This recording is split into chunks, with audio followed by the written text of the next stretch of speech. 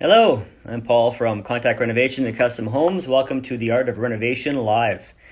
This week we're speaking about HVAC, heating, ventilation, and air conditioning. Does it sound exciting? Maybe not, depends how hot and sweaty you are today in your home. But also it's one of those things that people tend to overlook in their projects. And I think it really needs to be talked about so people can plan properly. So today my guest is Keven Lackey from Acclaimed Heating, Cooling, and Furnace Cleaning.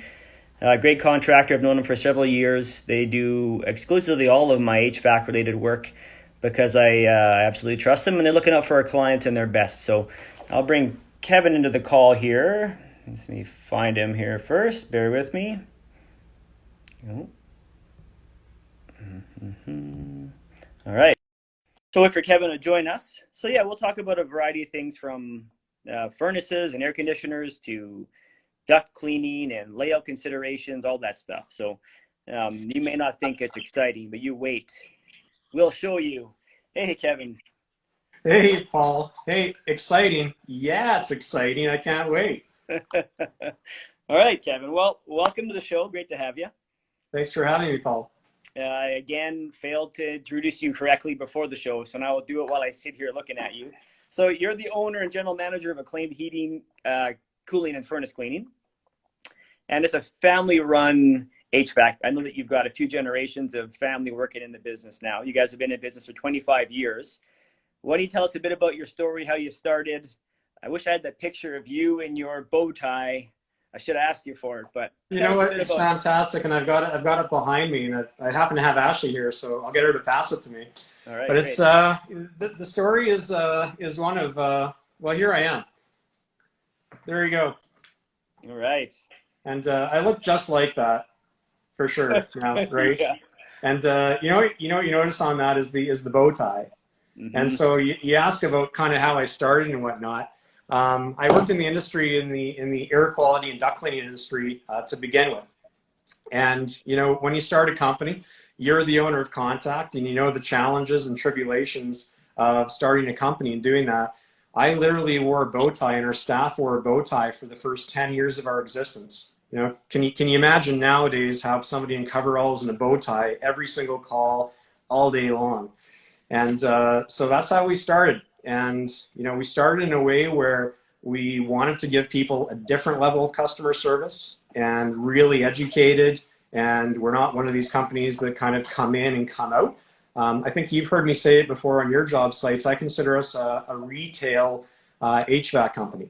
And that part of the business is very different from just focusing on new builds and mass production, Mm-hmm. because our team is here first and foremost to be good communicators with our clients. And through that good communication, that's what we're able to do to deliver that customer service. And over 25 years ago now, my wife Tammy and I started Acclaimed, and now we're over 25 years old, multi-generation, that's for sure. So we have Tammy's father, who's been with us for over 10 years, and then Tammy and myself. And now we've got two of our children working with us. So, all the way from in the 70s to the teenage years, all the way down. So we really are multi-generational, which is something I didn't expect, but it's pretty cool. Yeah, awesome. Absolutely. Let's talk about the giveaway today. So every week we offer a giveaway item. So Kevin's graciously donated a $100 Home Depot gift card. So we have a very challenging skill testing question. What color is Acclaim's logo? Now, I forgot that you have them on your shirts. Of course you do. So if anyone can answer this question today, well, I guess your eyes aren't open. So anyhow, enter the comment of what color the logo is into the comments. And at the end of the show, we'll do a draw, and then you can win a Home Depot gift card, which you might be going to buy furnace filters. Who knows what you'll do with that $100? Who knows? Who Yeah, knows?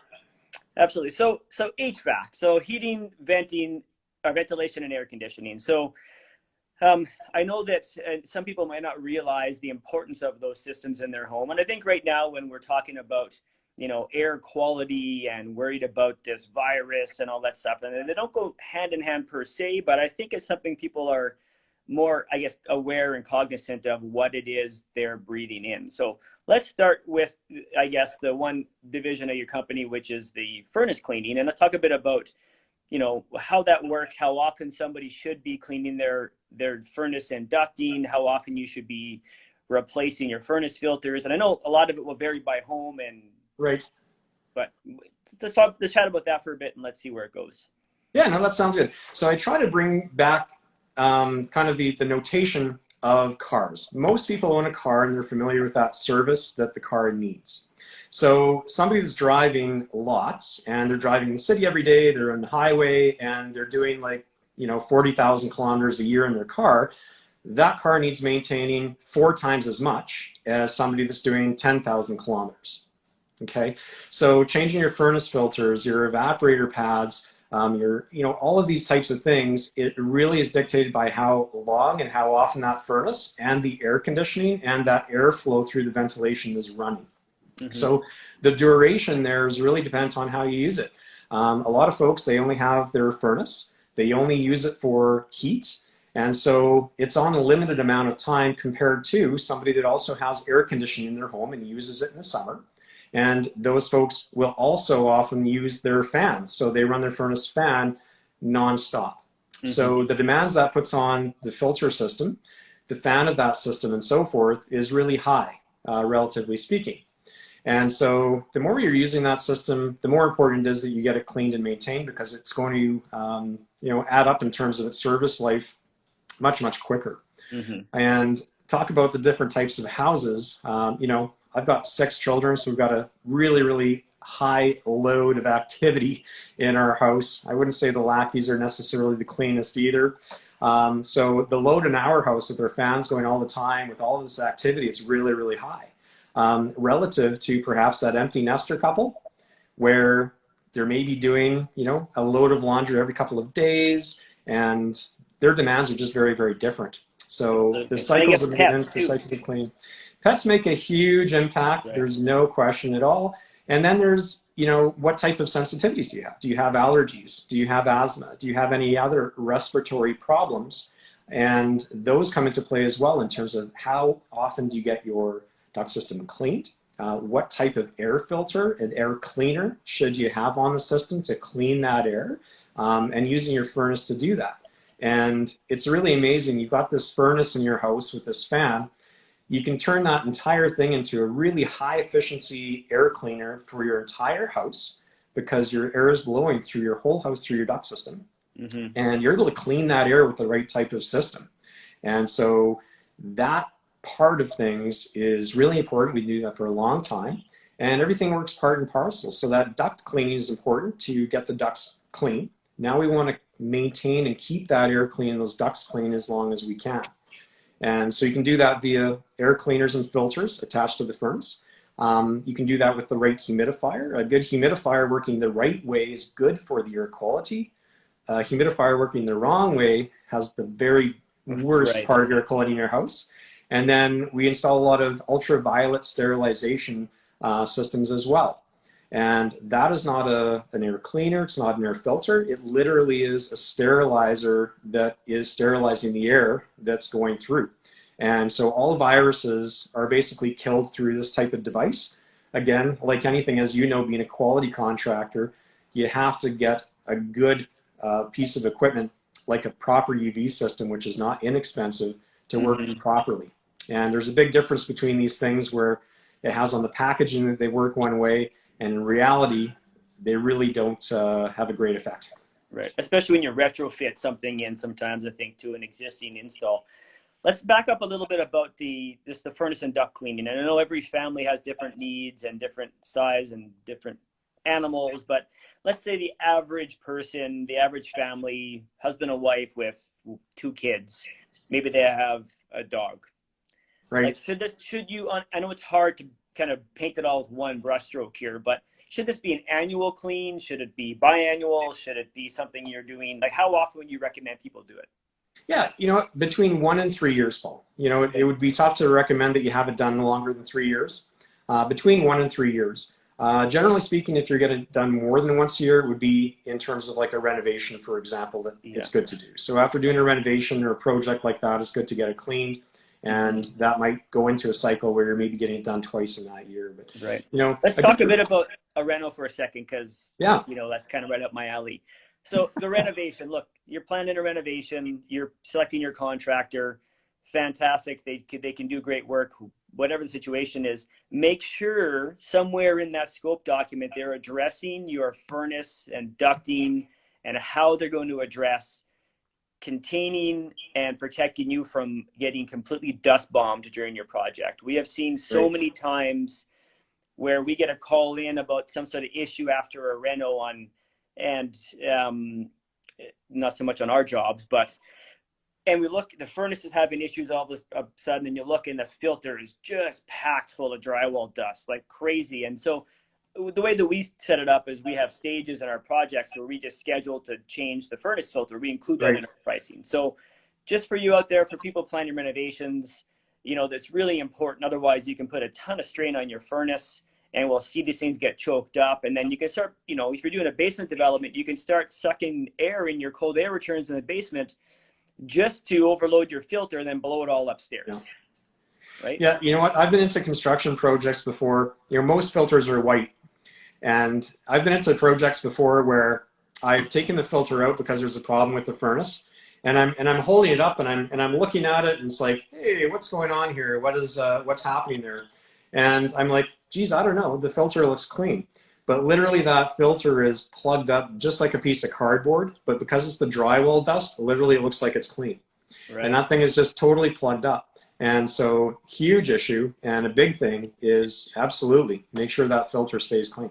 No doubt. So there's a picture I put up in the background here. This is not one that's clogged full of drywall dust, but you can see on the right, that's how your filter should look. That's if it looks anything like the one on the left, or worse, if it looks like this, you've got a problem already. There's a problem. Beyond changing out your filter. Yeah, it's funny. Ed, who our service manager, he came this morning. He actually had some show and tell from a couple of filters that he had yesterday, and so he did 2 service calls yesterday to fix broken equipment, both with dirty, completely plugged filters.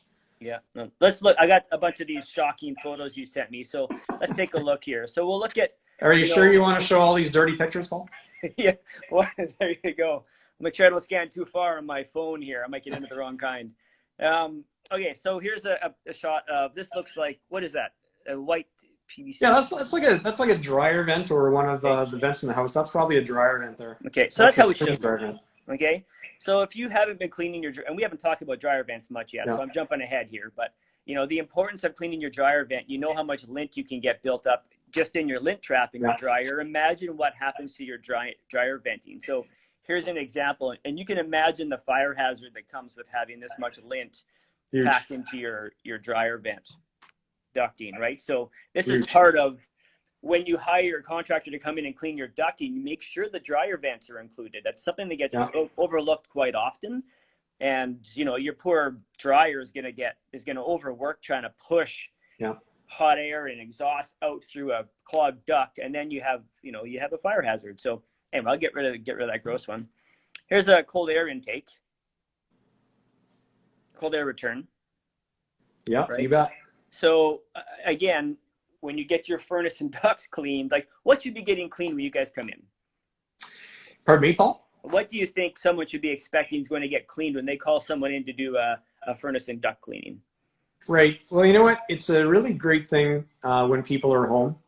You should be able to ask your contractor lots of questions and get good, well-founded answers. So when you're coming into a house and you're having these types of things done, you're going to have a huge suction machine, whether it's like a state-of-the-art part that goes into your house, which is a portable unit. Condos always have a portable unit that we use in the condo, or the truck like you see behind you. A lot of people call them sausage trucks because you got the bags that pop up like sausages. And there's going to be a big hose or a big device coming into your house downstairs where your furnace is. And that's what's going to be pulling everything out of the house. Contrary to what most people conjure, we're not taking a vacuum cleaner and sending that down each one of the vents. What we're doing is we're putting the whole system under suction, and then we're going through with a brush and a crazy whip that goes through all of those sections, and as such, it's getting removed. It's all getting taken out to that truck or back to that portable unit. And it's important that those return air grills that you showed there, it's important that those are coming off of the wall. Those have to come off the wall to do a proper job cleaning. And our guys go around in the house, they cover all of the vents too. It's important that all that suction, we got maximum suction through each one of those ducts. Absolutely. Yes, let's see here. I'll get off this shot here. So while we're talking about cleaning, I guess, let's talk about air conditioners. And again, I'll jump around a bit in the conversation. We'll get more into air conditioning later. But here you can see a good before and after of someone's AC unit. And obviously, it's going to struggle too if it's completely clogged. So what can you explain what's happening here? Yeah, 100%. What's happening with that air conditioner is the one on the left there is basically just like a dirty air filter. Okay, so almost all air conditioners, what they do is they suck air through the sides of the unit and they shoot air out the top. So the top is exhausting the air, it's blasting up the top, and all of that air is coming in through the sides. So any dirt, pollen, all sorts of things that might be airborne, and boy, does it ever depend on the area you're at. If you're in a construction area, the more you use your air conditioning, the more you have to look after it, but that stuff gets plugged. And so as soon as that gets dirty, you're losing the efficiency on that unit because you want that air to be coming into contact with clean, cold metal on the sides of that air conditioner. As soon as you've got that dust building up on it, now you don't have that transfer of heat and cool. And then we have a unit like the left, and we see that all too often. It still amuses me, but you take that off and it looks like you're unrolling a shag carpet. Right. It's really it's just amazing to me how things get dirty and what they look like. But basically, that's kind of what that is. Right. Now, can a homeowner handle this process themselves, just brushing off that buildup of debris, or what do you suggest? Terrific question. I'd say the majority of time they actually can't. And the reason they can't, if it gets built up to a stage like that, is that you have to take all the panels off. So taking the panels off of an air conditioner, it's a very, very easy thing to do once you've done it on a particular unit 20 times. And putting those panels back on together the right way, that requires 50 times on the same unit. So if you're rinsing that out, you can rinse it out with water, you can blow it with compressed air, so long as you're doing that on a really, really regular basis and you don't let it build up to what you've got on the left-hand side there. Gotcha. But, I've seen units on that left-hand side where we'll go in and clean it. 1 month later, they look just like that because they're in a high construction area where there's so much airborne dust, there's pollen, and it's hot, so they're using the air conditioner nonstop. So I've seen that buildup happen even after just 1 month. Well, so I guess if you have an air conditioner, keep an eye on the condition of it. Otherwise, you could have it could go from a simple maintenance issue to obviously mechanical failure if you overload the unit. We had a couple questions here. So Alyssa Fesick is asking, so I must be referring to dirty ducting, can it impact how heat and cool is distributed in the home? That she has some rooms that are warmer, cooler than others. So what do you think? There are occasions where that is an impact. And I would say that, part of that duct system is your furnace. It's your furnace fan. We consider that all of the air ventilation system because the air is traveling all the way through it. So the dirtier that your ducts are, the harder it is going to be moving that air. And your air conditioning blower that has these blades on it, if those are built up with a lot of dust, it's not able to push that air as well. And there's different parts of the furnace that can get plugged up with that too. So yes, but I would say that to the extent of having one room a lot colder than the other, that likely would not be a cure for that. Yeah, I would agree. Let's talk about the giveaway item again. I tend to forget to bring it up and then nobody knows. So Kevin's an Acclaimed furnace heating and furnace cleaning has donated a $100 gift card to Home Depot. So to be entered in the draw, you need to simply just comment on the color of Acclaimed's logo, which should be a very simple question for you to answer. look, if Kevin alone isn't enough for you to get to figure it out, well, then maybe these might help. But hey. And hey, Paul, it's so easy that maybe we could ask somebody what the Pantone exact color of that color would be. Oh, up in the ante here. I get, okay, so hey, enter your comment. You can maybe win the draw at the end of the show. Let's talk a bit about distribution a little bit, because Alyssa was asking about, she has one room cooler than others. So what, aside from having your ventilation system being very dirty, and maybe that has a mild impact on distribution, what else would you want people to look at, or what would you troubleshoot as far as heat distribution goes? It's a really common question, and one that's difficult to answer and it's difficult to help people with. It's kind of like me going to the doctor these days as I get older, and it's kind of like, can you fix this? And the doctor's like, yeah, not really, because you're just kind of old and that's what you got to deal with.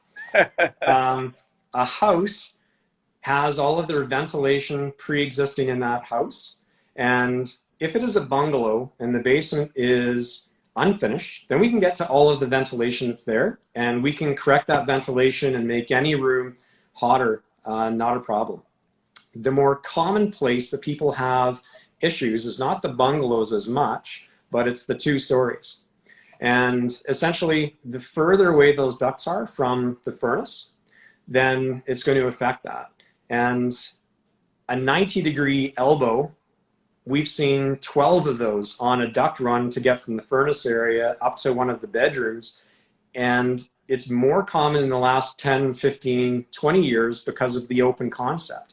So when you have an open concept, to run the ductwork from point A downstairs in the basement to point B is not easy, because there's not a lot of inside walls anymore to get to places. And so you've got not just the location of the room, but sometimes that duct travel is really long and there's a lot of elbows there, and those elbows really kill the airflow. And the longer the duct too, it's going to lose some of that heat. Right. So that is a big problem. And then you've also got a problem with the proximity in the house. So a lot of people's rooms where they're experiencing lower temperatures is also a result of you're now on a corner where you've got a northeast corner. And a northeast corner of a house is always going to be a lot colder. So there's a lot of different things going on that affect that. I always try not to give people the illusion that you have somebody come in and you do something X, Y, Z for the HVAC and it's going to improve it. So to be realistic with it, you need a professional to come in there and take a look at it. And if you don't have access to those things, likely it's not going to be something that is going to help. Yeah, absolutely. I guess we could talk a bit about options people might have. And I suppose if you're considering a new furnace installation, I know there's options for, zone control systems, which is a bigger process. But, are you considering a new home build?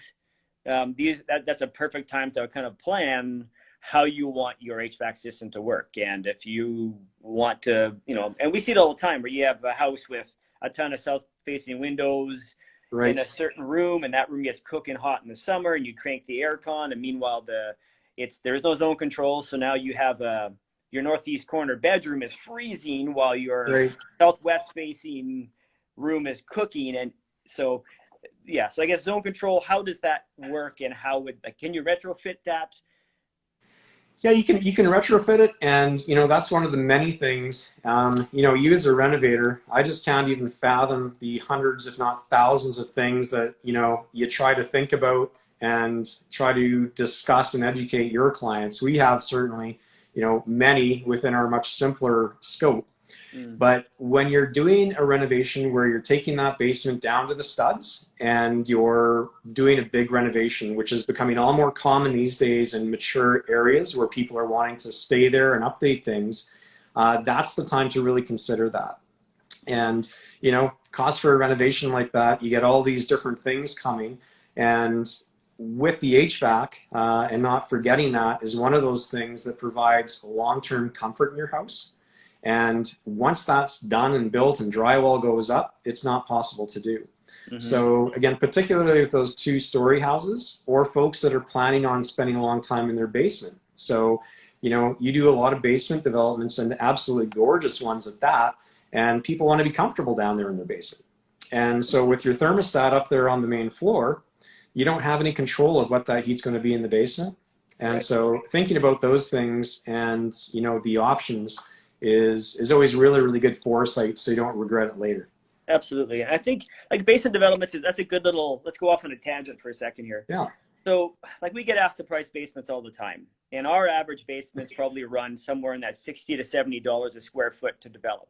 Right. But what we consider our average basement, like we have certain kind of best practices that we adhere to. You can develop them for far less. And people often come back and go, oh my goodness, say 1,000 square foot bungalow, we're doing a basement. So our average basement there is going to be between say $60,000 to $75,000, right? And the homeowner tells us, oh, we've had quotes at $40,000. Well, I can assure you these are not apples to apples, and that various things are not being addressed within that, because there's a lot of different ways you can do almost every stage of every category of the development. So HVAC certainly is one of them. So do you have cold air returns down at floor level, or do you have them up in the ceiling? One's way cheaper to do, right? One takes a bit more work. Yeah, no, 100%. And again, there's, you know, in all professions, and I really don't think it matters, you know, what the profession is. There's good, better, best. And unfortunately, a lot of times there's terrible. Right. So, you know, the lowest price in life usually gets you the worst. You just get really lucky sometimes if that's not the case. But generally speaking, you get what you pay for. And for something like a basement, if you're doing a basement suite where you're not living in there and enjoying it, you certainly want to make it nice, but you're not going to spend the money and have the types of things that you're going to have if you're occupying that basement, right? So HVAC is the same thing there. There's not too many different ways that you can do a basement suite, a legalized suite. You have to have ventilation in there. And I get the question frequently, probably once a week, from somebody saying, you know, come in and do this. And they're expecting it to cost, you know, $4,000 or $5,000 to put heat into the basement for that.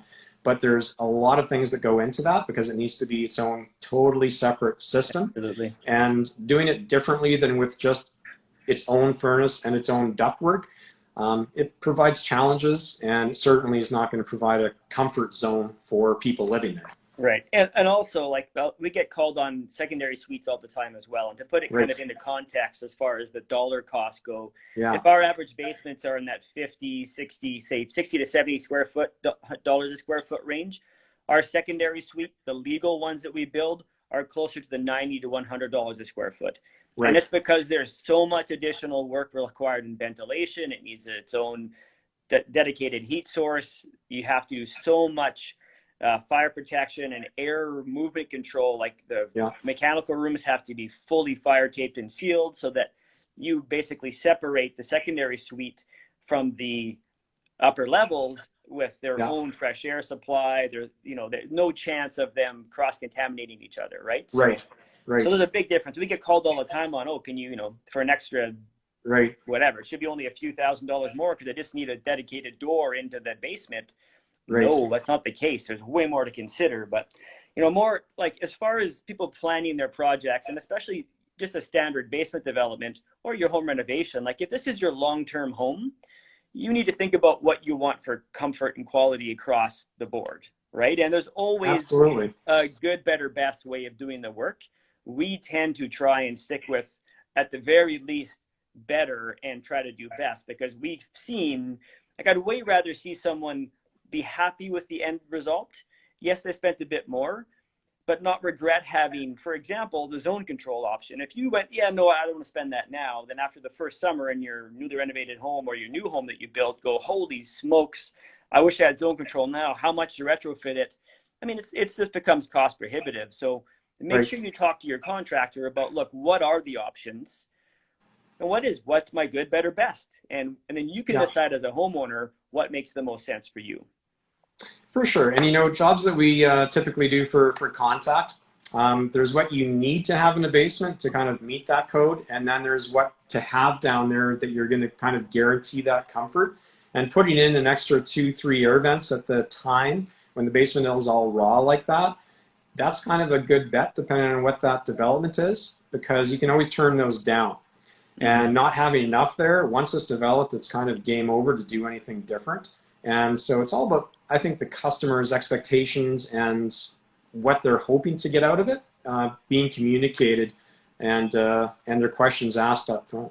Yeah, absolutely. I think it's all about good planning, right? And having, you're a general Absolutely. contractor, should be able to help guide you. I'm no expert in HVAC. I know Right. a lot about it, but then I talk to Kevin when Right. I have a question, or my client has one I can't answer. Like, go do the homework for the client, make sure they get the best possible package based on what you believe they might need, right? And what I've always Absolutely. appreciated about you, Kevin, you come to my sites and you aren't just trying to sell my client an upgrade for no reason, No. right? And I've heard you turn down replacing furnaces before because you go, no, this is good. All it needs is, Yeah. you need a new filter, or you need whatever it might have been at the time. And that was somewhere where that's how I am too, right? I don't want to sell them Right. something they don't need. If they really want to spend the money on it, okay, look, you can, but I don't think it's necessary, right? No, and the more questions somebody asks up front of their contractor, which then the contractor would ask their subcontractor like me, the better. Because there's nothing better for me than having all of these questions that sometimes people are very apologetic for. I'm so sorry that I'm asking all of these questions. And I really genuinely like it because I really want that customer to have expectations that we can meet. And if we don't understand each other in terms of where we're coming from, it's harder to do that. What I don't want is questions after we've done work in terms of why is this not this way? How come I didn't get this? So the more questions and the more educated somebody can be before they're spending that money making those decisions, the better and the happier everybody is. Absolutely. Okay, I had some other things I want to talk about with you. So we talked a bit about air quality and cleaning your furnace and filters out. So filtration system wise, like what a furnace filter wise, I know that in my house, for example, I had one that was electrostatic. Right. And which I've now stopped using, and I just put regular filters in there. And let's talk a bit about, and I guess, what are their options to use? Do you have any recommendations for what would be the best possible, generally speaking, what would be the best option? So to me, the best possible option is a two-stage filtration system, and then an air sterilizer, like a good UV system as well, in terms of cleaning that air. So if you're looking to really clean the air in your house, make it really healthy for your family in your house, and control the air in your house and the air quality, really there's 4 steps in there. Your furnace moves the air, and that's really all it's going to do. But there's 4 things involved in that. So I'll just kind of cover all 4 and not just the filtration. Okay. The filtration to start, we really call them air cleaners. Yes, it's a furnace filter, but once you're starting to really get into that level of keeping that air really clean for your family, we call them air cleaners. They happen to be a furnace filter also, and you're able to do the whole house. So a 2-stage unit I really like a lot is a really big, wide, fat furnace filter that is efficient in its own right, but lets the air breathe. That's the whole thing with air filtration. It's not that hard to make a filter that captures lots of dust.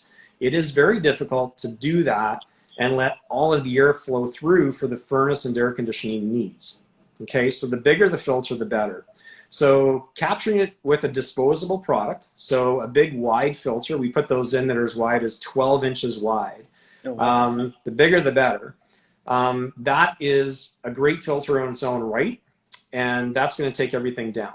Now, the second stage of air filtration is an electronic filter. So different than an electrostatic. An electrostatic is basically like a $7, $8 hardware store filter that you clean out instead of replace.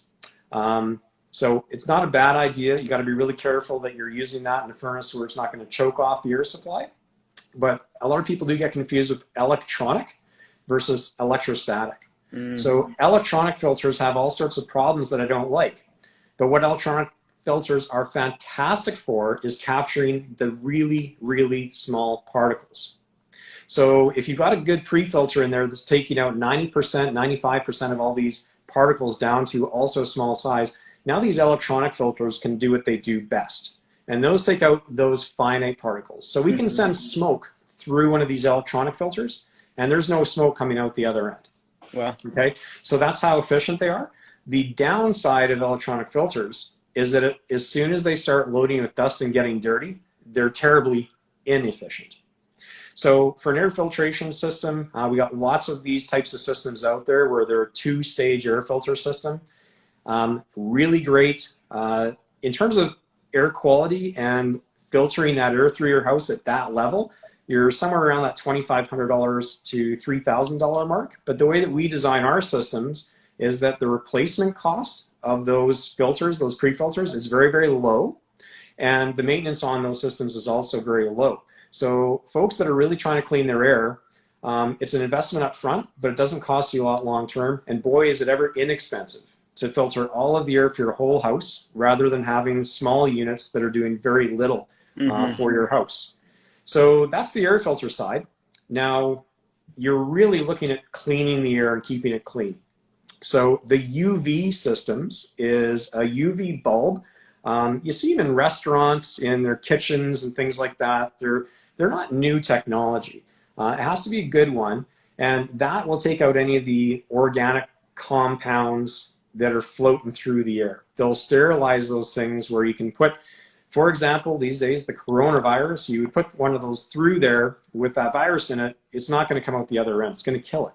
And that's the type of thing that people are using to actually sterilize their masks in laboratories and stuff like that. So we've actually sold a couple systems where they're literally using them to basically clean their masks in those systems. And years ago, we had somebody in our office that was, her respiratory system was definitely compromised and she had issues. So we had her display in our showroom, and during the home and garden show and these trade shows, we take our unit out and she would start having problems breathing.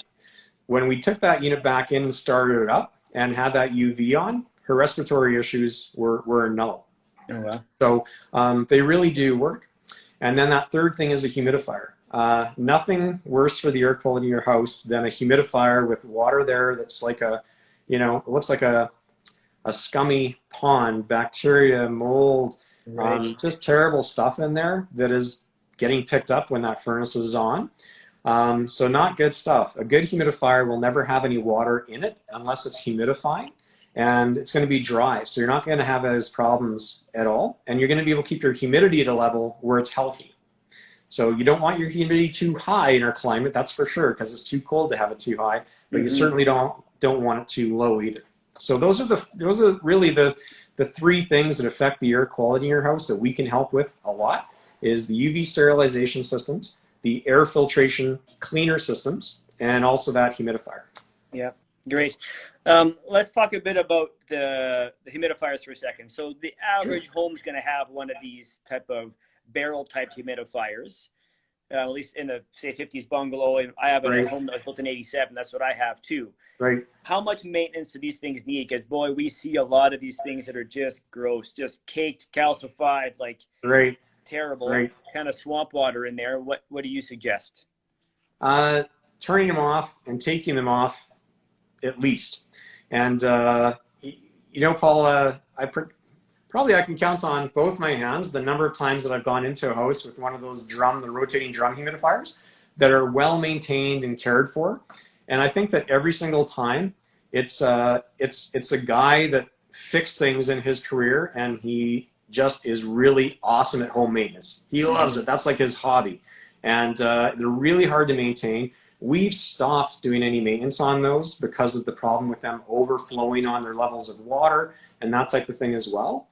And changing those out to the flow-through humidifier, where it just kind of cascades down and kind of gets that moisture into the airflow that way. So the drum humidifiers and the ones that they still put on new houses, which we call plenum humidifiers, you can't see those. Most people have no clue they even have them. They take 5 minutes to install. They cost $30 to get, and it's a code-required thing. And so they put those in. They never work. You're lucky if they don't work. We see a lot of furnaces.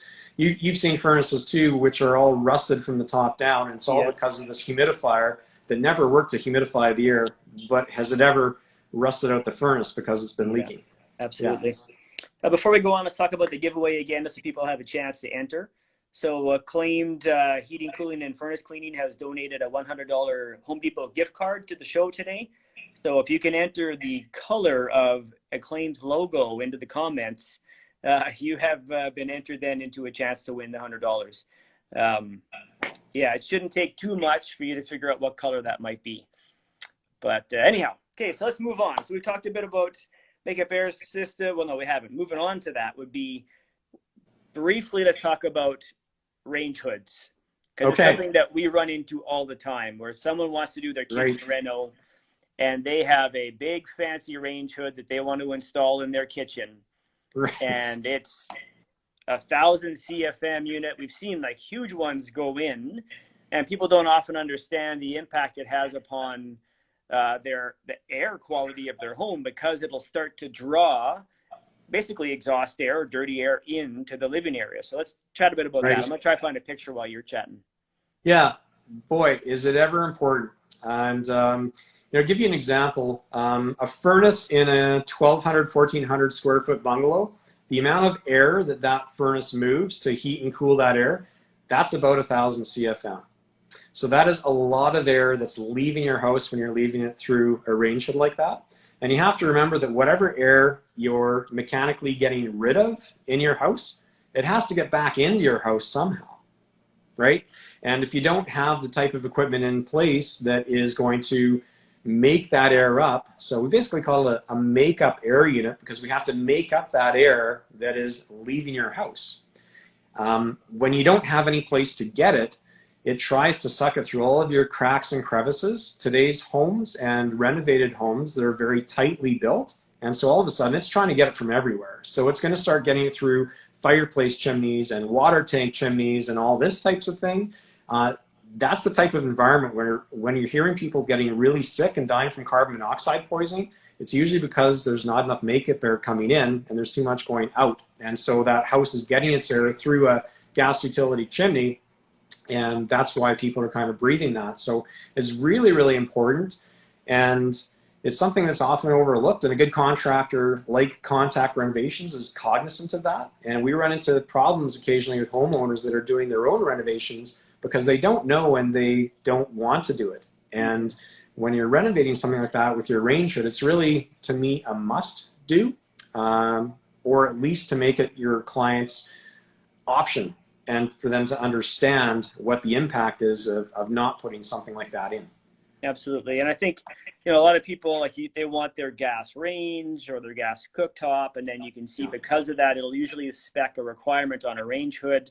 Right. And then, a lot of these old range hoods, basically you were ducted out with 4-inch ducting out of the home, and you just can't get enough volume of air pulled out through that. So, we'll see people go and they'll basically put a reducer pipe on from a 6 or 8-inch duct for what should be for their new range hood down to a 4-inch duct existing, and you're just choking out this poor fan that's going to have to work so hard to try to push that volume out.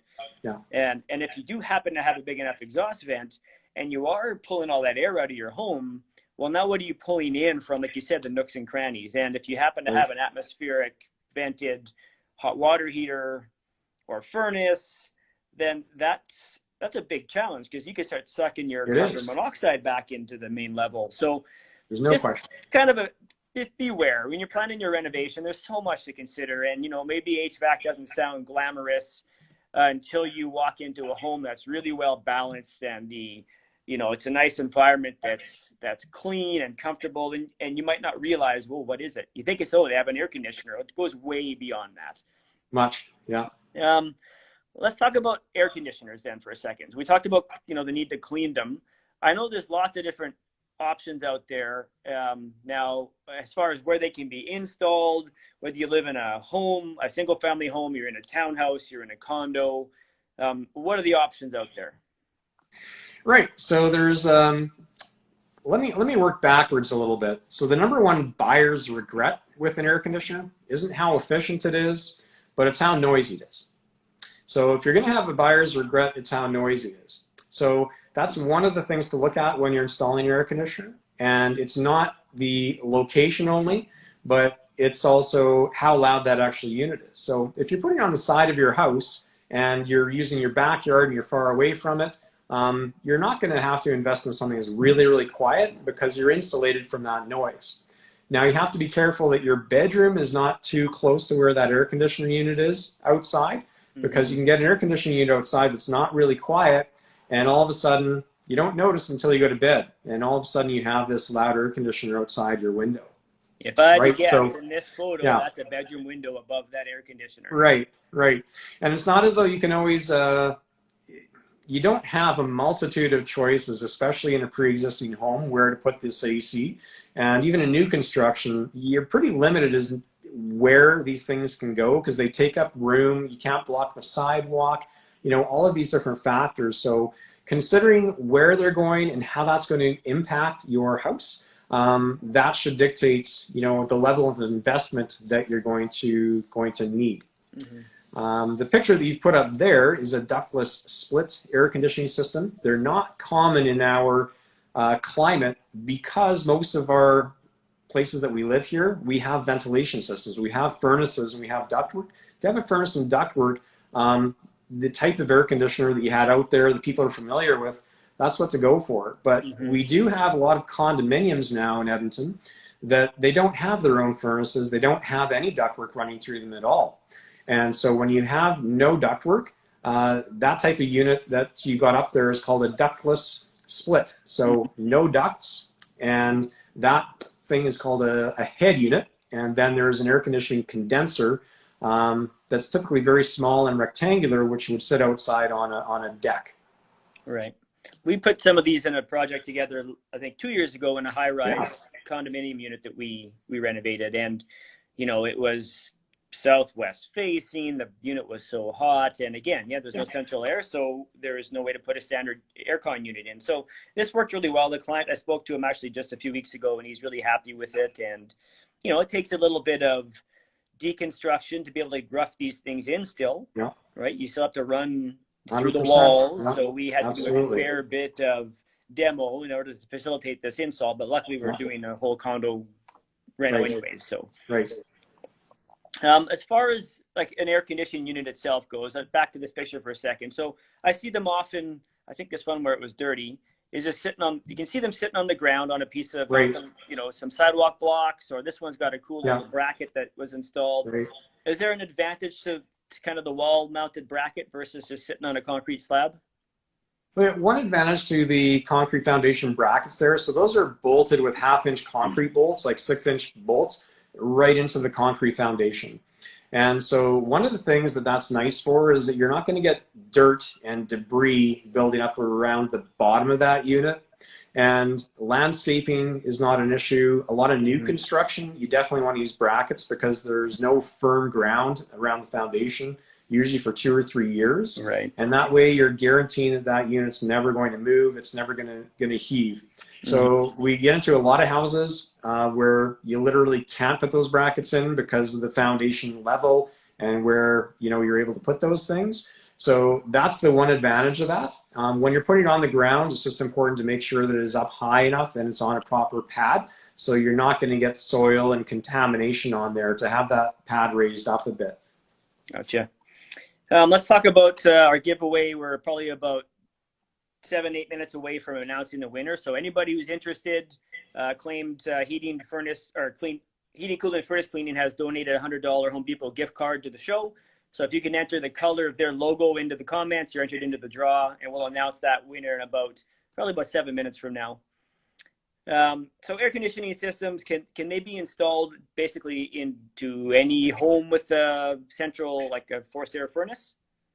Yeah, they can be installed within really any home with a forced air furnace. It's pretty rare that we have to, you know, suggest to the client they're going to have to do a lot of demolition or this, that, and the other thing. Again, the way Acclaimed is in terms of the contractor, we are a contractor where putting air conditioning in pre-existing houses, old ones or newer ones, that's kind of what we do. So our guys are real thinkers. We're constantly having to figure out and come up with ways to get from the furnace area to outside, both for the furnace and also the air conditioning. It's a totally different thing than new construction where the building is totally all open and whatnot. So it really can be installed anywhere. There are times where, for sure, I would recommend to a client, you shouldn't install an air conditioner onto that 30-year-old furnace, because the 30-year-old furnace is a really strange, weird shape and dimension compared to any modern furnace of 25 years or newer. And so you have to look at that ductwork and how everything's going to work together. And I think that's one of the things that runs problematic sometimes when, for example, people are trying to lose the highest price and go with the lowest price, is the lowest price equals the most shortcuts to do it cheaply.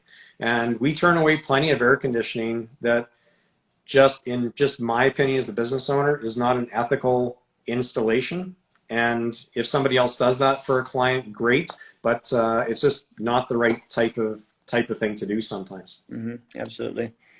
Yeah, I appreciate that. It's funny, I was on one of my job sites yesterday, and your crew was there. Charles was on site, and they were doing a new furnace install. And in this particular home, it's in a bungalow, and the whole house has been gutted, basement and main. So that's a whole other story. These poor people really got a short straw on this home. But totally. Make a long story short, they bought a fully renovated bungalow, and we've now gutted the entire thing, basement and main floor. Somebody just did a quick flip, and it was just horrific. The work that was done, it wasn't safe. Anyhow, moving right along, you guys are in there now. We're relocating the mechanical room slightly to give more space for the layout of the basement. And, it's time to run the new ducting and plenum. Right. And what I love about working with you guys is, you don't just come in and you have a standard duct you'll throw in and, the head height is what the head height is. We're always trying to think about ways to especially in a basement, how can I minimize the number of bulkheads? Right. How can I increase the head clearance at the bottom of the stairs or on whatever it is? So Charles was there bashing away, making some ducting for us. And, we're going to gain 3 inches of head clearance. Right. It's a wider duct, but we'll have way more clearance. And that goes a long way because not everyone's like me. I'm 5'6", so I can cruise into your crawl space, no problem. But, we had clients before that are quite tall, and this means the world to them. Well, it does. And, we've worked on a few projects where also, the specs have changed. You start doing a renovation and it's difficult for people to conceptualize. I'm one of these guys that I need to build something and then look at it. And I've worked with some of your clients in the past who are the same way. And it's like, well, 5'11" seems okay, or 6'2" seems okay. And then it gets built and it's like, we're going to be here for the next 30 years. So I'd rather not be just okay there, and then people make the change. So again, anticipating that and doing that is a really important thing. And again, retail versus coming in and just putting a system in and making it heat or cool your house, very, very different. And I would say 8 hours go into installing a system like we're doing at that renovation before we ever even show up. And a lot of it has to do with the design considerations, making sure that we've got all of those things. We spent a long time on site looking at all of these things. So there's a full day that's spent on a project like that before we even get in there. And it didn't need to be. You could just kind of take the line drawing and the plan, order stuff just to get that house heated and air conditioning in there, and you wouldn't have to do that at all. So again, thinking about those things, getting educated, what are your expectations at the end? You do a really great job of that with your clients. And what I find is that it's a really important thing that, I really like to take the time to come in and meet your clients and make sure that those expectations are met. As you say, you know a lot about HVAC, but ultimately, I don't want your client calling Paul Foster 2 years later if he's got a question or a problem with the HVAC. I want him calling Acclaimed and Kevin Lackey. I'm the one that's ultimately responsible, and you're facilitating that. And we really appreciate that about you and how you manage that communication.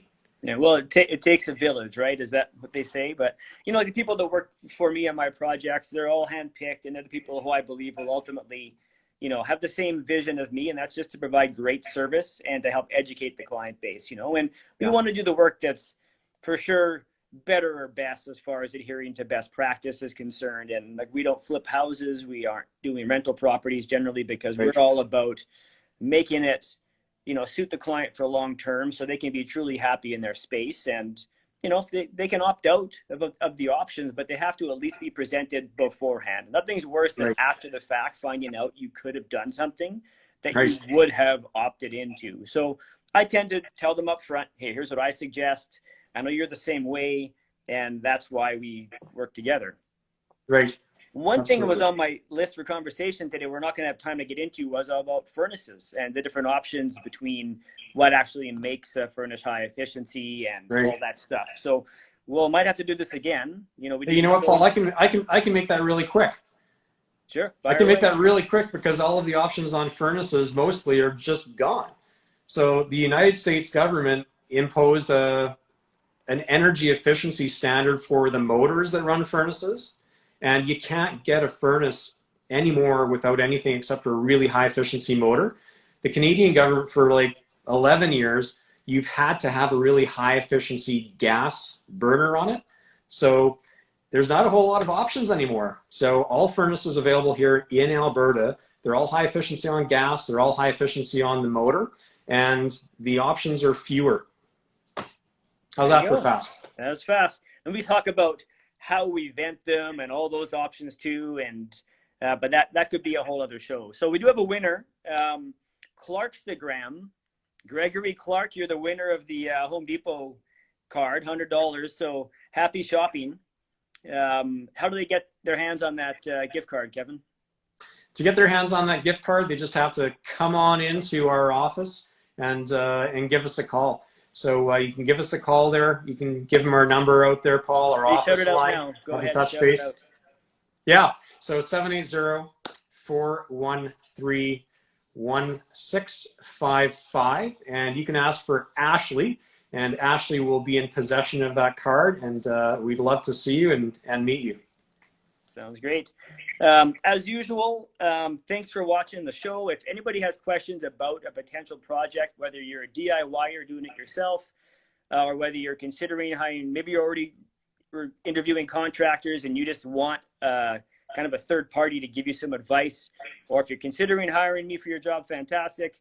Either way, I'm happy to talk to you and give you my opinion and my advice. So you can call the office here, 780-455-4446. I'll post that number in a second.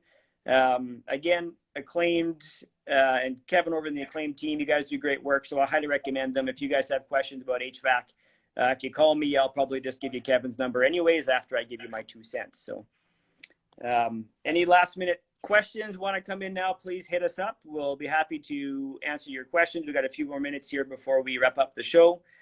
Kevin, you have any comments? I guess the one thing for people to remember is that the whole system that heats your house, it works as a whole system. So when you get a furnace, you don't automatically get a filter. You don't automatically get a humidifier. You automatically don't get a cool house. So everything works as a whole system. So when you're looking to replace that furnace and upgrade the HVAC, to again consider all of those things that are impacted by that furnace replacement at the same time. And typically that's a humidifier and air filtration system, and thinking of it a little bit longer term rather than just what it would cost and let's just get a furnace in there because mine's broken. Think about it a little bit more as a whole system. Absolutely. And I mean, the whole house has to work together.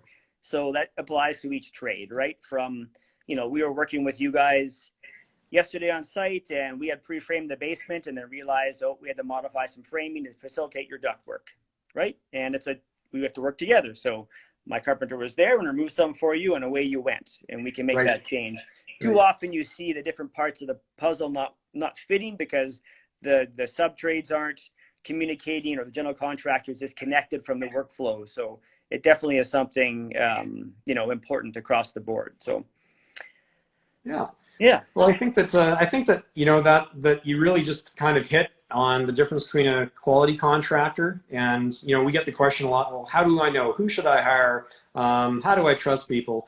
And I really think at the crux of that, you're hiring a professional to anticipate 9 of those 10 things that are going to need to happen when you're doing something. So everything always seems a little bit easier than it usually is, and hiring an experienced professional, you're able to anticipate most of the things that are going to happen.